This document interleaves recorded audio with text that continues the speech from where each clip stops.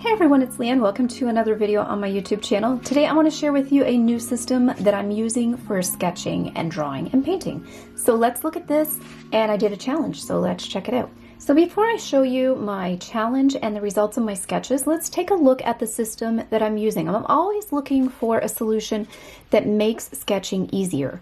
I found that I don't like hard-covered notebooks because they're intimidating to me, so I like low barrier to entry.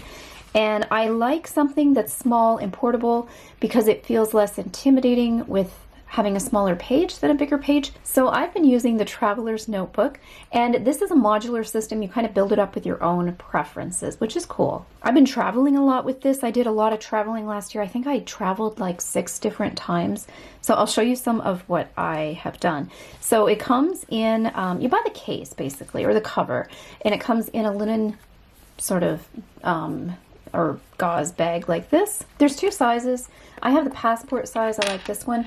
I also picked up the other size, which is like longer. I think it's about the same width, but it's a little bit taller, but I do like this size better. So it has a little elastic to keep it tight. I bought this little feather charm at Michael's. I mean, birds, right?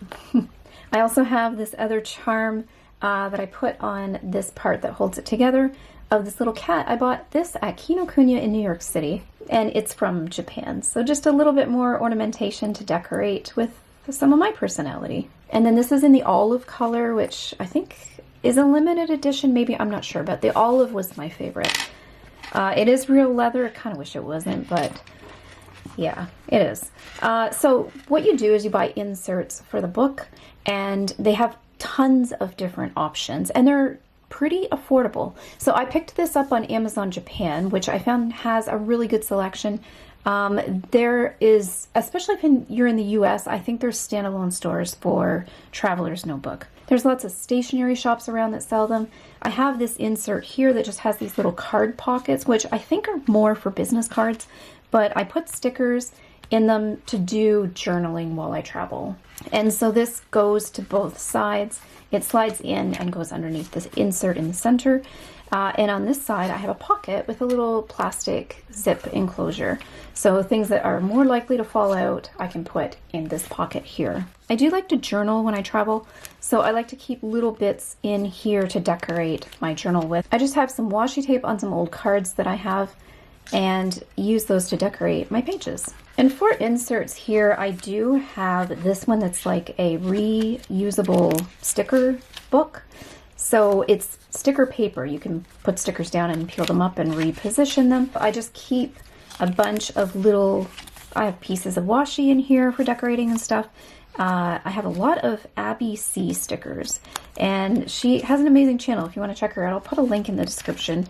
I'm in her Patreon, so I get lots of cool stickers from her. I also have this clip that you can get from Traveler's Notebook just to hold the pages open, and I like this one specifically because it has an airplane on it, which if you know me, you know I'm plane crazy. So this one is my favorite, and I can just use this to hold my book open when I'm working on a journal entry. And with the system, you have these little elastics that you can tuck little books into, and you can just, I mean, there's these string elastics that it comes with, or you can buy these expander rubber elastics, and you can put a lot of notebooks in here. I don't like it to be too chunky, so I try to keep it pretty basic. I did test their one notebook. So they have a watercolor notebook.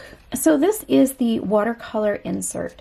And when you get these, you get, I thought it was 3, I guess it's 2. It comes with 2 in a package. I mean, it's not the best watercolor paper, but it lets you layer and it holds up. So that's really nice. And it's great for sketching on the go, traveling, and it's low, like it's not, it doesn't feel intimidating to use it. So it's actually pretty good.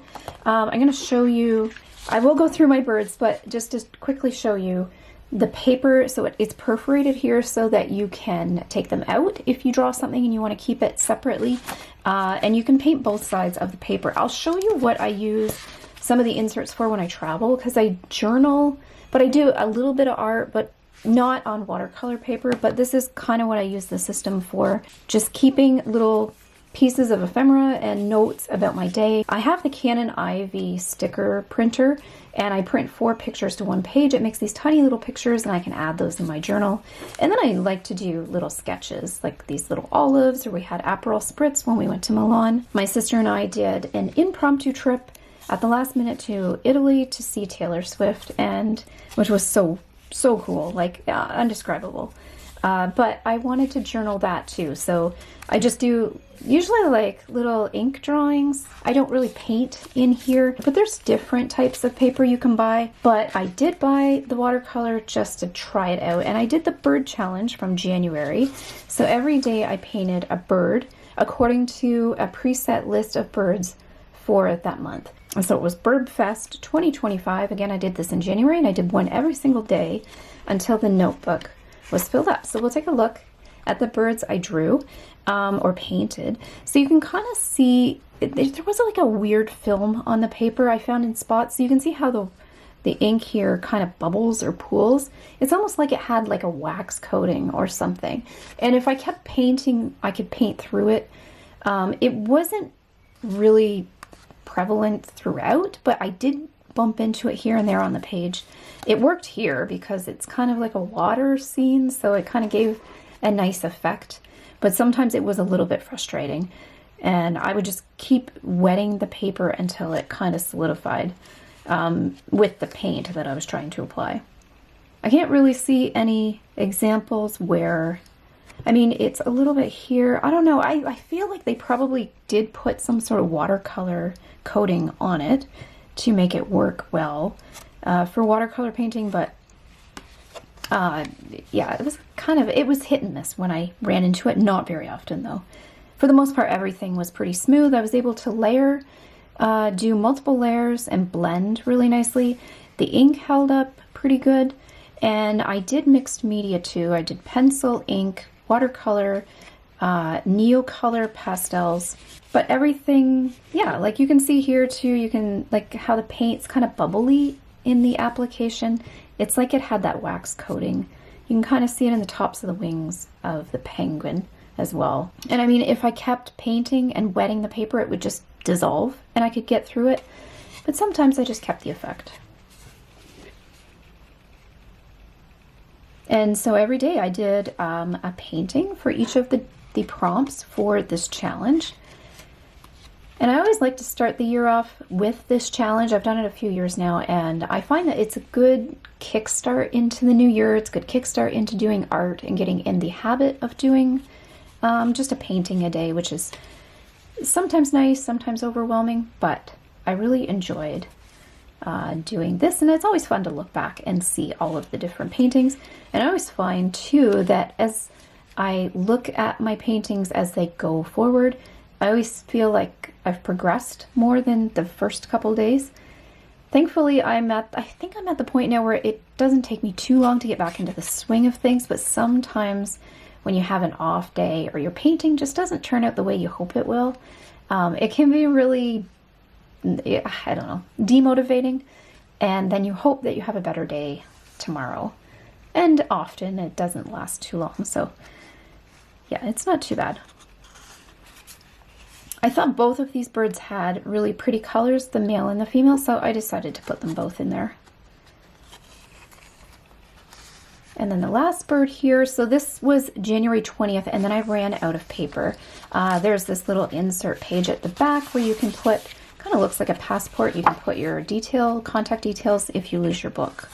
I don't usually fill those out, but maybe I should. But I stopped the challenge here because at this point I went on vacation, which you would think I should take my book and do art, but I didn't because I just wanted to enjoy myself and I really needed a break. So I did stop there, but I filled the book. And the thing I like about these is that because I can buy inserts, I can have a lot of the same format, and so over time as I fill these out, I'll have a nice library of my past work that fits into the same format. It'll line up on the shelf nicely, and maybe I can number them according to date and year, and I really like that consistency. It just seems like every time I find a watercolor notebook that I love, all of a sudden it's discontinued and I have to come up with a new solution, which is terrible. It's really disappointing. I wouldn't use this for super fancy art, but just doing quick sketches on the go, I think, and just keeping art kind of like at the forefront. I've kind of taken a break and I don't know, it's really hard. I come in and out of it, so but I find that this is not very intimidating. It's easy to pick up, it's quick.